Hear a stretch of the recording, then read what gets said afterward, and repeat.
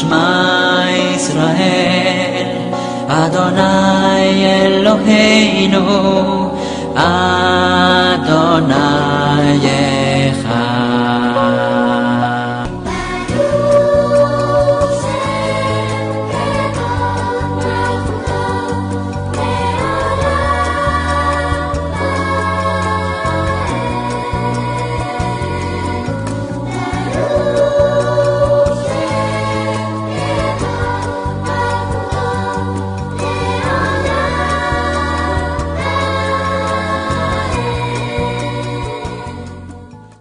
Acabamos una vez más de meditar, reflexionar en los 10 mandamientos. Los mandamientos que Dios le mostró a Moisés, los mandamientos que le transmite al pueblo de Israel. Y el capítulo 6 empieza enfatizando una vez más en estos mandamientos que acababa de describirles. Y el capítulo 6 es clave. Una vez más, este capítulo también es una de las columnas vertebrales de nuestra fe. Para ahora, ¿cómo poner en práctica estos mandamientos? Dice ahí en el verso 1. Estos pues son los mandamientos, estatutos y decretos que Jehová vuestro Dios mandó que os enseñase otra vez la palabra para que los pongáis por obra en la tierra a la cual pasáis vosotros para tomarla. ¿Ok? Vas a entrar a la tierra prometida. Vas a estar ya cómodo, vas a estar tranquilo. Pon en práctica esos mandamientos. Esos mandamientos que acabamos de aprender, ponlos en práctica. Para que temas a Jehová tu Dios, guardando todos sus estatutos y sus mandamientos que yo te mando. Tú, tu hijo y el hijo de tu hijo, todos los días de tu vida, para que tus días sean prolongados. Y una vez más, ponlos por obra para que tus días sean prolongados. Y aquí habla de transmítelos una vez más a tu descendencia.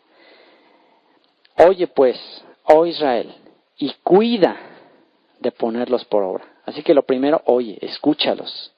Número 2, cuida de ponerlos por obra para que te vaya bien en la tierra que fluye leche y miel y os multipliquéis, como te ha dicho Jehová, el Dios de tus padres. Oye Israel, Jehová nuestro Dios, Jehová uno es. Esta es la frase más importante dentro del judaísmo. Shema Israel, Adonai Eloheinu, Adonai Echad. La cantan y la repiten una y otra vez en sus servicios en las sinagogas, durante los días de reposo, durante las fiestas. Tienen canciones en las que repiten una y otra vez esto. Recuerda, Israel, escucha. El Señor nuestro Dios es uno, es único. Él es un llamado número 1 al monoteísmo, es un llamado a no ser como los otros pueblos paganos que tienen infinidad de dioses, es un llamado a adorar al único Dios verdadero. Verso 5. Y amarás a Jehová tu Dios de todo tu corazón y de toda tu alma y con todas tus fuerzas. Este es el mandamiento que Jesús dijo ser el más importante. ¿Se acuerdan que los fariseos vienen con Jesús y le dicen, ¿cuál es el mandamiento más importante de la ley? Y Jesús les dijo, escucha, oh Israel, el Señor nuestro Dios, el Señor uno es, y amarás al Señor tu Dios de todo tu corazón y de toda tu alma y con todas tus fuerzas. Ahora, aquí vamos a ver varias veces la palabra, la letra I, la Y. Y esto es por razón de que en el hebreo no existían las comas, ni los puntos, ni los signos de puntuación, sino que la manera en que se interpretaba es por el contexto. Y esto es muy interesante porque en el hebreo es difícil sacar un verso de contexto. Es muy difícil. Aquí es más fácil en el español o en otro idioma porque los puntos, las comas, hacen toda la diferencia del mundo. Por ejemplo, la Biblia de los Testigos de Jehová ha sido alterada por medio de las puntuaciones, de las comas, los puntos. Tú cámbiale los puntos y las comas a una oración y ya cambiaste todo el sentido. Entonces, como ellos quisieron quitar de su texto el hecho de que Jesús es el Señor, el Dios Todopoderoso, pues simplemente ponían puntos y cuando decía Jesús es el Señor, pues de repente ponían un punto y ponían Jesús, punto, después el Señor y empezaron a hablar como del Jehová del Antiguo Testamento. Entonces, manipulando las puntuaciones, puedes alterar todo el texto. Pero en el hebreo, como no había eso, entonces tenías que leer todo el contexto para poder interpretar correctamente.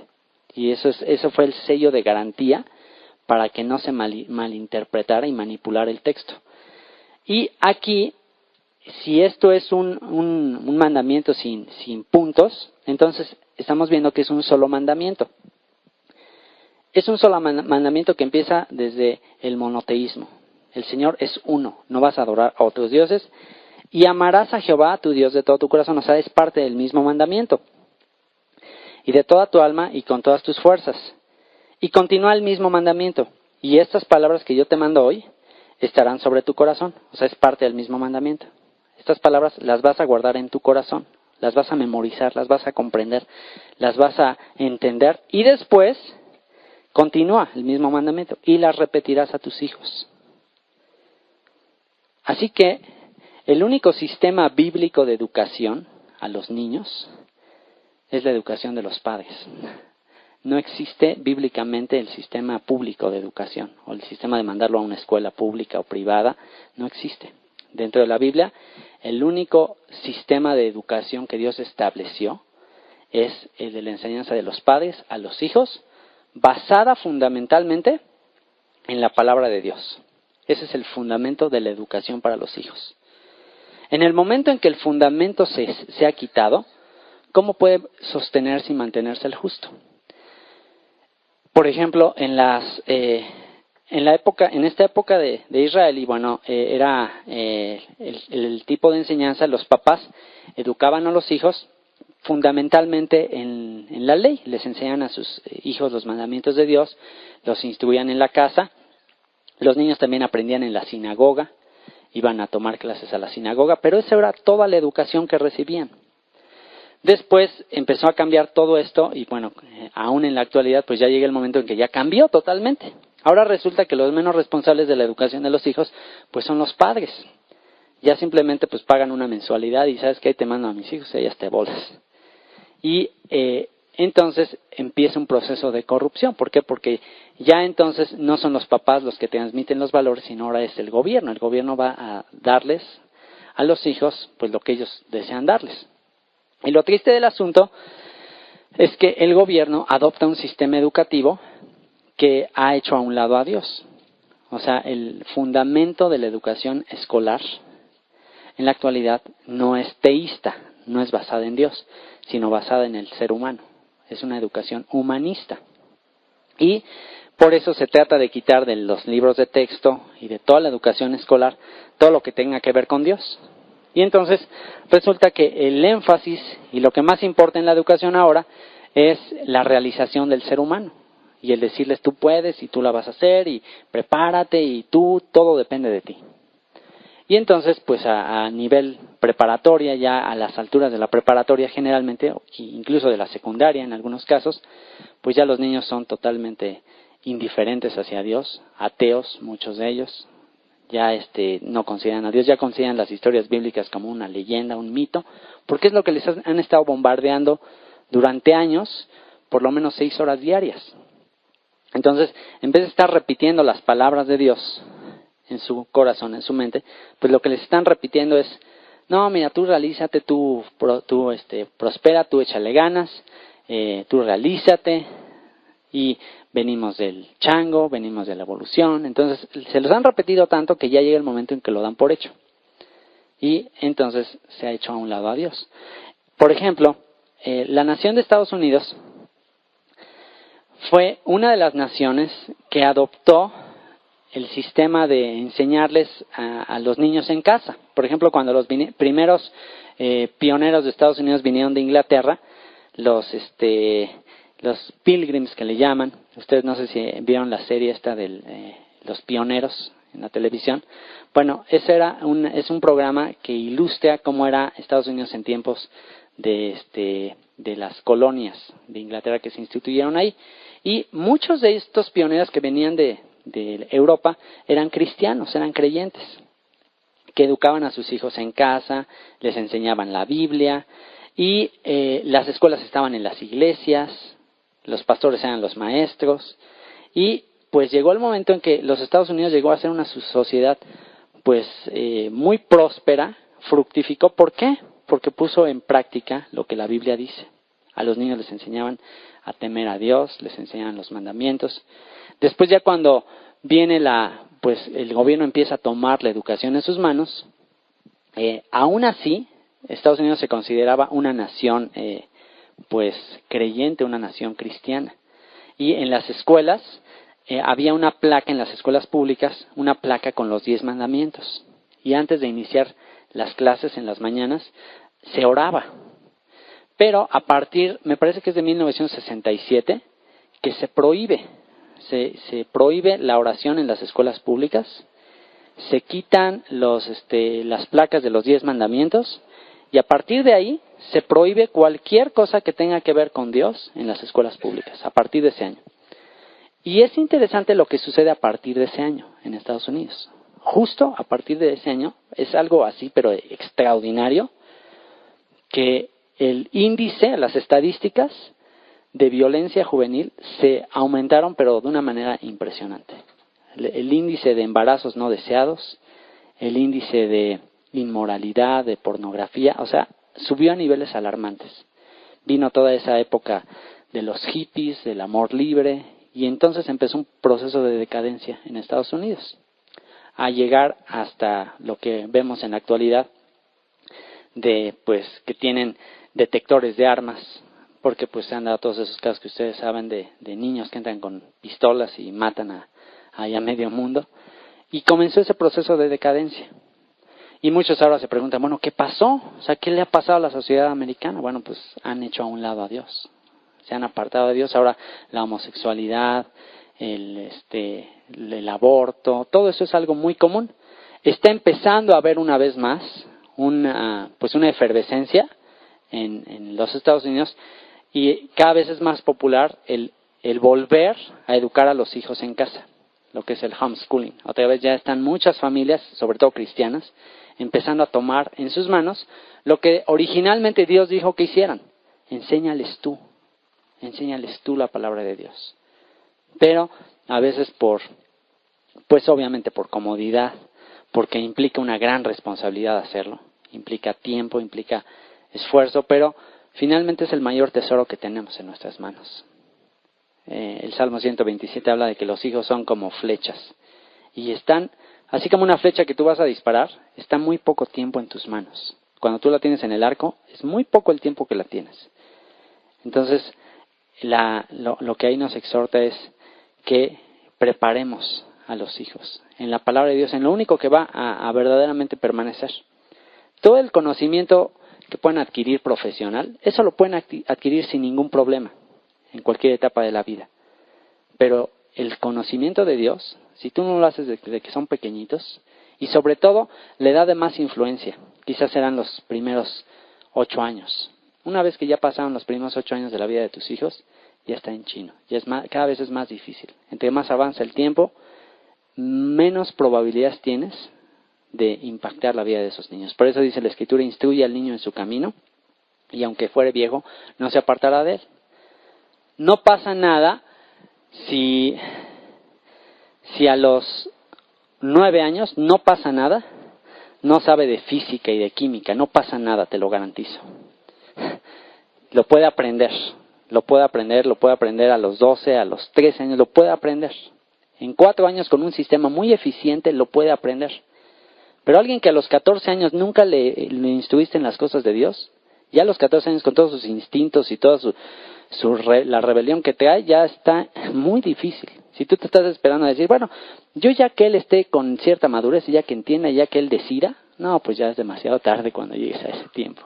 Entonces, aquí la exhortación de Dios es, repítela a tus hijos, desde pequeñitos, desde chiquitos, que conozcan, que el énfasis sea escuchar la palabra de Dios.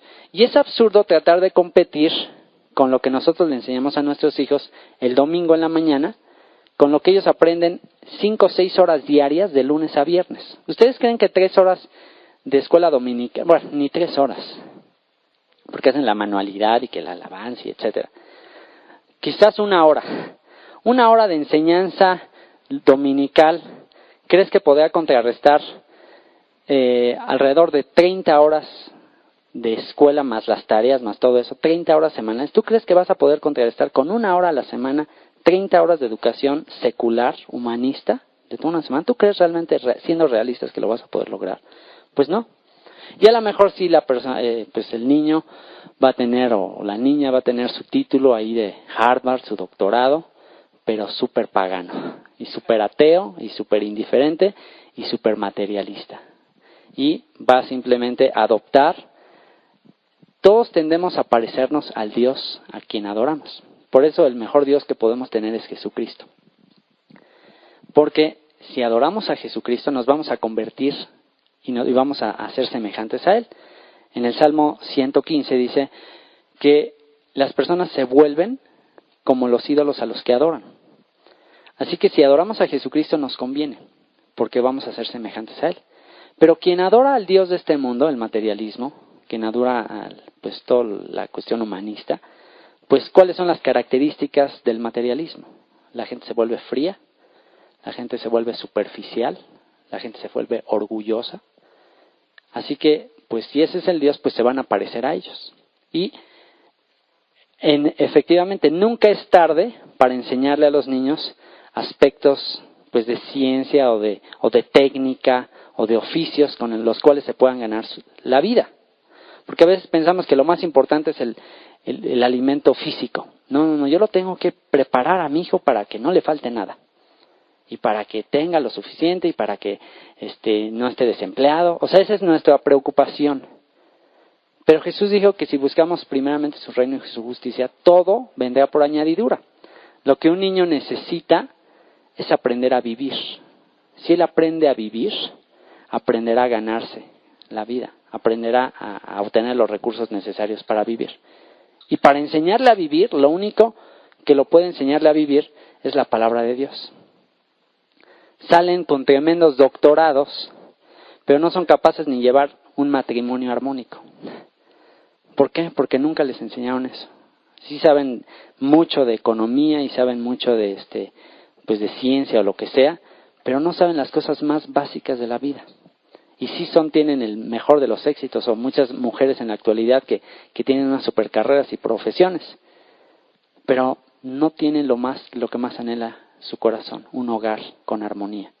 Y ahora resulta que las personas, y pues lo muestran las estadísticas, las personas más preparadas, las personas que están en la cúspide de lo que uno podría pensar que es el éxito, son las personas que generalmente tienen las vidas más corrompidas, tienen las vidas pues totalmente más destrozadas, despedazadas, materialistas, frías. Y por eso Dios tenía razón. Dios dice, instruye al niño en su camino, enséñale la palabra. Eso es lo más importante. No te preocupes que si tiene el título, que si no tiene el título, no te preocupes por eso.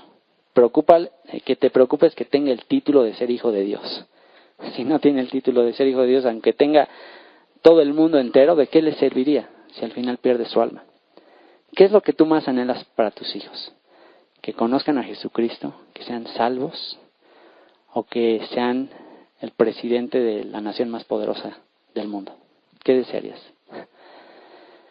Así es que eso es lo que Él te dice. Ahora, eso no es algo que se logra, pues como mencionábamos, no es algo que se logra con llevarlos a la iglesia el domingo. El problema de educarlos hacia los niños, el problema de eso es que los niños aprenden a que la vida está segmentada. O sea, ellos aprenden a que, en la escuela es una cosa, en la casa es otra cosa, y en la iglesia es otra cosa. Entonces aprenden a tener vidas dobles o triples o cuádruples.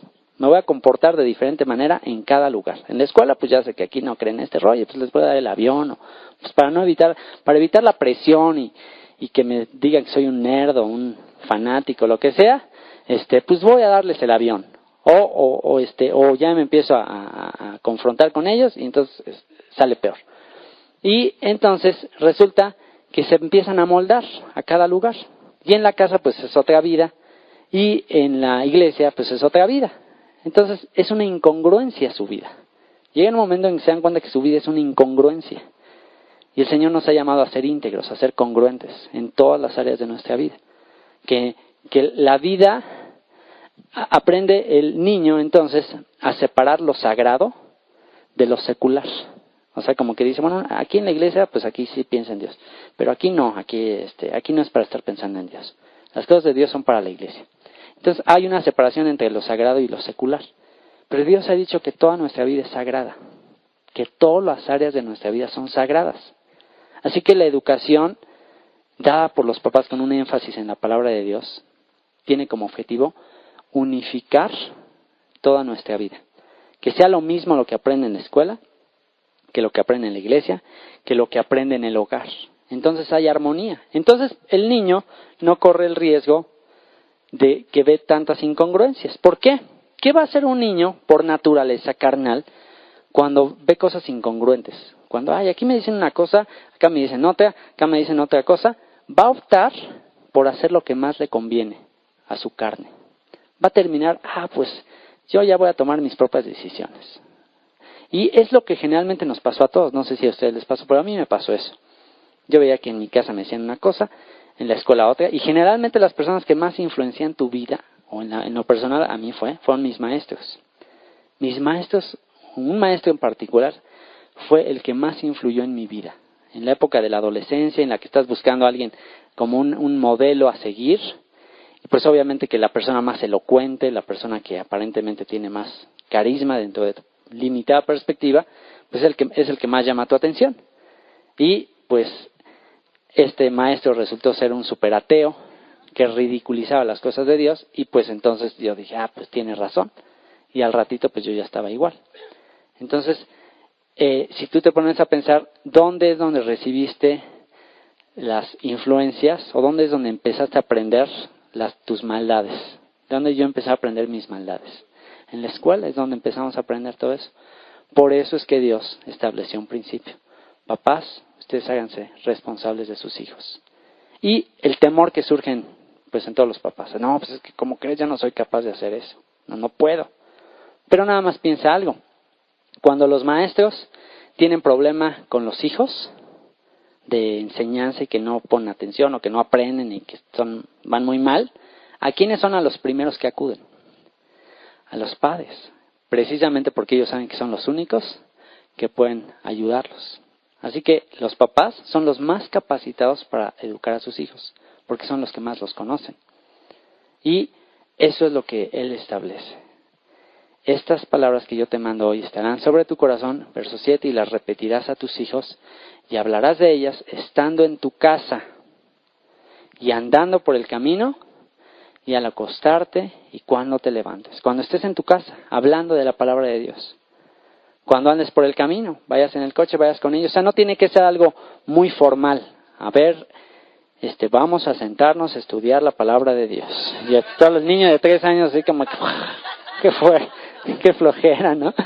Sino que tiene que ser algo cotidiano. La palabra es tan parte de tu vida que lo estás platicando en todo momento. Aprovechas cada situación para, pues para hablarle acerca de esto. Ayer en la noche, porque estaba yo pensando en estas cosas, y dice, y que lo harás al acostarte y cuando te levantes.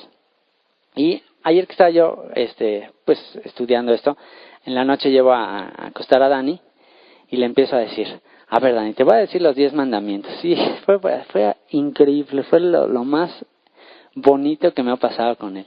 Y le empiezo a explicar cada uno de los mandamientos, y después yo le pedí a él que él me los explicara a mí. Y me impresionó, tiene 3 años, pero me impresionó sus respuestas. Porque le dije, cuando ya llegamos al mandamiento 6, al de no matarás, le digo, no matarás, Dani. Jesús dice que no debemos matar. Y le hace, como el hombre araña, porque él a todo el tiempo te da el que le hace, y dice, muérete, que te morías. Y entonces le hace así, y se pone así. Y dice, yo te mataba, y que las telarañas y todo el tiempo con eso. Entonces, ayer que le digo, es por primera vez yo le enseñé ese mandamiento, no matarás. Y entonces le impactó, porque dice, ¿como el hombre araña? O sea, como que, el hombre araña está haciendo algo malo. O sea, se le sorprendió. Y le dice, ¿y si el hombre araña mata, qué? Y Y así se la pasó. Y le dije, pues entonces está desobedeciendo. Y dice, ¿y qué? ¿Y qué le pasa?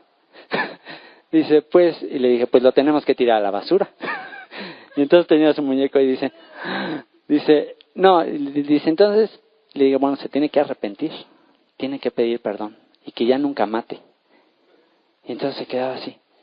Y dice, no quiero obedecer. Y luego agarraba y dice, vamos a tirarlo a la basura. Y lo echaba a la basura y al rato lo veía y dice, no, ya va a obedecer. Pero fue increíble. Fue uno de los momentos más lindos que me he pasado.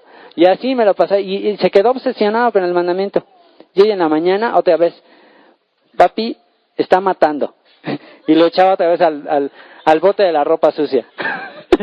Y ahí se lo pasé y le dije, ya te lo voy a tirar si sigues desobedeciendo. No se puede estar arrepentido y luego no. Y luego empezó a tratar a intentar decir arrepentimiento. Y no, pues es lo más chistoso. Pero vemos cómo, se quedó obsesionado con eso de no matar. ¿Por qué?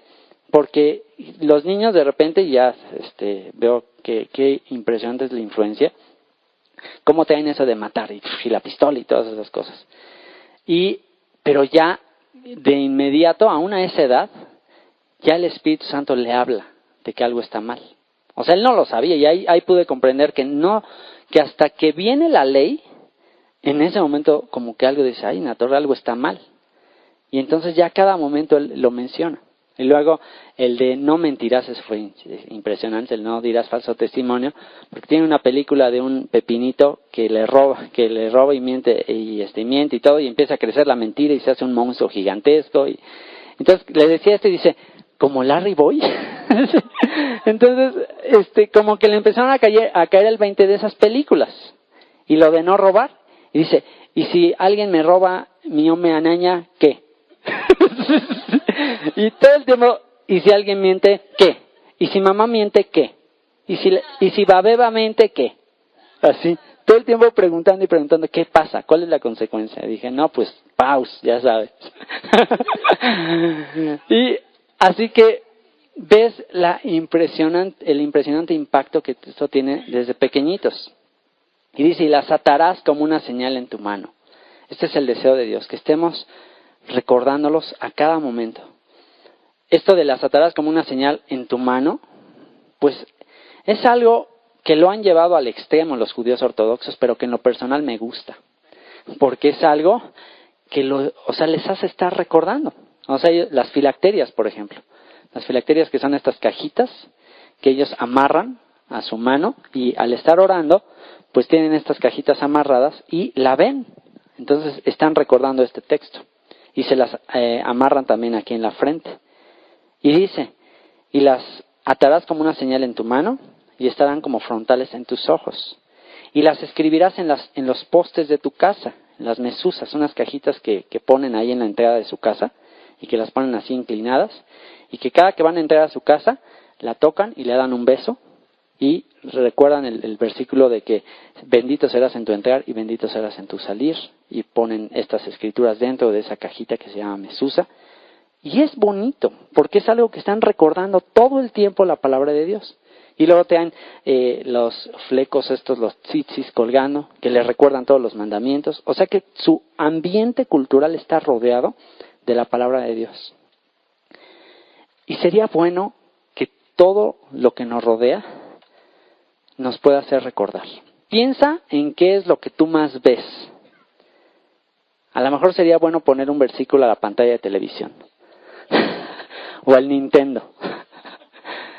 O al espejo. Imagínate un texto ahí al espejo en la mañana que te vas a maquillar y que diga, vana es la hermosura. La mujer que teme al Señor, esa será alabada. Y que te veas en el espejo y veas eso y recuerdes.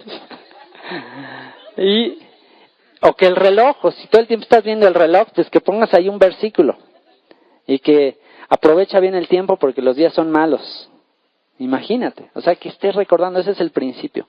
Recuerda la palabra de Dios. ¿Por qué? Porque nuestra tendencia es olvidar. Recuérdala. Cuando Jehová tu Dios, verso 10, te haya introducido en la tierra que juró a tus padres, Abraham, Isaac y Jacob, que te daría, en ciudades grandes y buenas que tú no edificaste, y casas llenas de todo bien que tú no llenaste, y cisternas cavadas que tú no cavaste, viñas y olivares que no plantaste, y luego que comas y te sacies, cuídate de no olvidarte de Jehová, que te sacó de la tierra de Egipto, de casa de servidumbre. Cuídate. Ya cuando llegues y tengas todas las cosas que ni siquiera tú hiciste ni te costaron, que Dios te las dé, cuídate. Y vaya que el Señor nos conoce en esa área. Ese es, como les decía, uno de los mayores riesgos que tenemos. Cuando ya estamos disfrutando de lo que no hemos ni siquiera nos hemos esforzado para tenerlo, y que comenzamos a olvidarnos de quién fue quien nos lo dio. Cuídate de no olvidarte de Jehová, que te sacó de la tierra de Egipto, de casa de servidumbre. A Jehová tu Dios temerás, y a Él solo servirás. Este es el versículo que Jesús le mencionó a Satanás cuando lo tentó, ¿se acuerdan? Te daré todo esto si tan solo postrado me adorares. Y Él le dijo, escrito está, a Jehová tu Dios temerás, y a Él solo servirás, y por su nombre jurarás. Y aquí lo que está hablando, por su nombre jurarás, habla de que cumplirás tus juramentos que haces en el nombre de Él. O sea, sí estaba establecido dentro de la cultura hebrea el jurar en el nombre de Dios, pero ellos de repente empezaron a distorsionar, con el fin de quebrantar sus juramentos, empezaron a jurar no necesariamente por Dios, pero empezaron a jurar, por ejemplo, por la ciudad de Jerusalén. Te juro por la ciudad de Jerusalén, y te juro por el cielo, y te juro por esto. Entonces, como que hacían eso, pero lo hacían para después quebrantar sus juramentos, porque sabían que si juraban por Dios, pues ya estaba más complicado, pero juraban por otras cuestiones, como la ciudad de Jerusalén, como el cielo, etcétera, ¿no? Y Jesús después les dijo, no juren en ninguna manera, en el sentido de que ya se había distorsionado, sino cumple al Señor tus juramentos. No jures por Jerusalén, porque es la ciudad del gran rey. No jures por el cielo, porque es el trono de Dios. No jures por la tierra, porque es el estrado de sus pies. Por ninguna cosa jures, porque ya se había hecho una distorsión. Entonces, sea tu sí, sí, sea tu no, no. Así que aquí dice, solamente a Él temerás y a Él solo servirás. Una de las máximas preocupaciones que tenemos es el temor a la muerte. El temor a que nos pase algo, que nos enfermemos. Y Jesús dijo, témanle más bien al que no nada más puede matar el cuerpo, sino que después de matar el cuerpo puede enviar su alma al infierno. Y hay personas que están dispuestas a hacer cualquier cosa, por ejemplo, por rescatar su vida, o por salvarse, o por sanarse. Casos de personas que llevan a sus hijos, incluso a cultos o a brujería, para que los sanen de una enfermedad o algo así, y que son capaces incluso de entregarle su alma al diablo por obtener algo temporal. Y dice, solamente a Él témele. No temas aquello que solamente pueda matar tu vida, sino témele a aquel que después de haber matado tu cuerpo puede enviarte al infierno. Y a Él solo servirás y por su nombre jurarás. No andaréis en pos de dioses ajenos, de los dioses de los pueblos que están en vuestros contornos. Porque el Dios celoso, Jehová tu Dios, en medio de ti está, para que no se inflame el furor de Jehová tu Dios contra ti y te destruya de sobre la tierra. No tentaréis a Jehová vuestro Dios como lo tentasteis en Masá. Masá es el lugar donde por primera vez Dios suplió de agua al pueblo de Israel, cuando Moisés golpeó por primera vez la roca y salió agua. Y fue una tentación porque el pueblo de Israel empezó a quejarse contra Moisés. ¿Y para qué nos trajiste a este desierto? Y no hay agua, ¿y qué vamos a hacer? A ver si es cierto que Dios está con nosotros. ¿Está con nosotros o no? Entonces como que pusieron a prueba a Dios. ¿Me odia o qué? Entonces pusieron en tentación al Señor. Y dice, no tentaréis a Jehová vuestro Dios. Es también el texto que Jesús le mencionó a Satanás cuando le dijo, pues échate. Lo llevó al pináculo del templo y le dice, échate, porque escrito está, a sus ángeles mandará para que tu pie no tropiece en piedra. O sea, no te va a pasar nada. Y Jesús le mencionó Ah, sí, claro que sí, sí dice eso, pero también está escrito, no tentarás, no pondrás a prueba a Dios. a ver, Señor, si es cierto que me amas, a ver, quiero que en un mes conozca a la pareja que tú tienes para mí. No, o si tú me amas, a ver, suple mi necesidad. Entonces es poner a prueba el amor de Dios.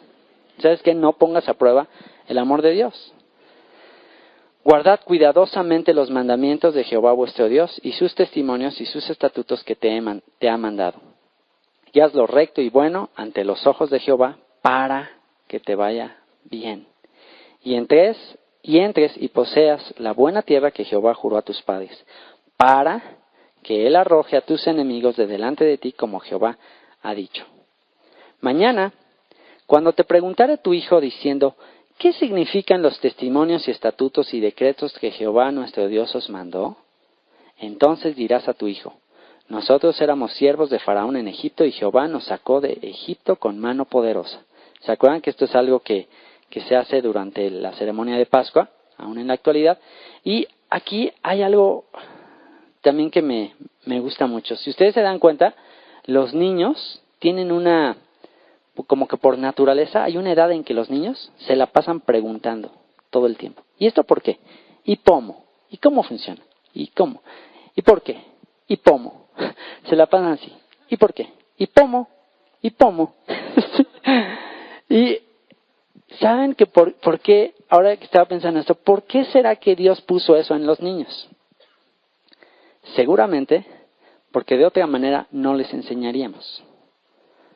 Nuestra tendencia, pues yo lo digo como papá, pues es como que, como que nos da floja, a mí me da pereza estarle explicando así poco a poco, mira, y fue por eso, no es mi naturaleza, no se me da, lo hago porque lo tengo que hacer y porque así dice la Biblia, pero no por naturaleza, no crean que qué bárbaro, qué espiritualidad y todo el tiempo estoy hablando de la Biblia, no, mi naturaleza es estar en la casa y pues yo leyendo, yo haciendo mis cosas. Y es hasta que él llega y me está jalando y, oye, ¿y por qué? Y cuéntame una historia, y cuéntame la historia, y cuéntame la historia de Moisés, y cuéntame la historia de David, y de Goliat. Entonces, ya hasta que le digo, no, ya al ratito, Dani, ya te la conté 10 veces. No, y la de David otra vez. Y entonces, bueno, pues ya, entonces me acuerdo de esto, y me doy cuenta que Dios puso eso en los niños, que sean tan preguntones, para que les enseñemos. Para que puedan aprender, para que nos forcen a que ya de tanto estarnos diciendo y por qué, y cuéntame, entonces pues ya les tengas que decir, y de esa manera ellos aprenden. Así que dice que cuando tu hijo te pregunte, contéstale, háblale de los testimonios, estatutos y decretos que nuestro Dios nos mandó, cuando ellos te digan, ¿qué significa? ¿Y por qué? Jehová hizo señales y milagros grandes y terribles en Egipto sobre Faraón y sobre toda su casa, delante de nuestros ojos. Y nos sacó de allá para traernos y darnos la tierra que juró a nuestros padres. Y nos mandó Jehová que cumplamos todos estos estatutos y que temamos a Jehová nuestro Dios, para que nos vaya bien todos los días y para que nos conserve la vida como hasta hoy. Y tendremos justicia cuando cuidemos de poner por obra todos estos mandamientos delante de Jehová nuestro Dios, como Él nos ha mandado. Capítulo 7.